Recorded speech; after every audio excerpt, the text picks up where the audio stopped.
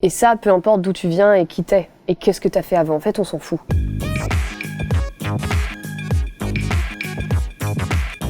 Alors, avant 42, j'ai commencé mes études aux Beaux-Arts.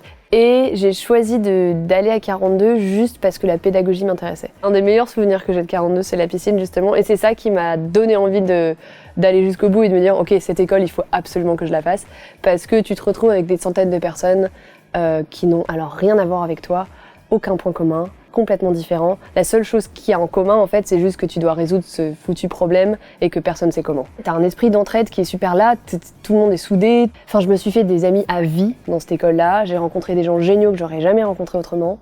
Et du coup, je savais pas du tout coder avant d'arriver à 42, mais pas du tout. Pour réussir à 42, je pense qu'il faut avoir une grosse force en soi pour se dire c'est à moi de me botter le cul pour avancer.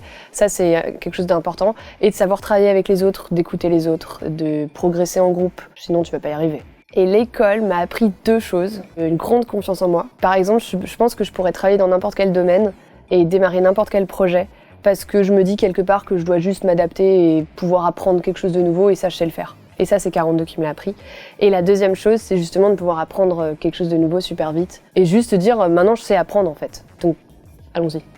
Si t'as pas de diversité dans une équipe ou dans des gens qui travaillent ensemble, comment est-ce que tu veux pouvoir innover et trouver une solution hors du commun si tout le monde pense pareil? Enfin, ça a aucun sens. Donc forcément, il faut plus de femmes dans le numérique, mais pas que, il faut plus de tout.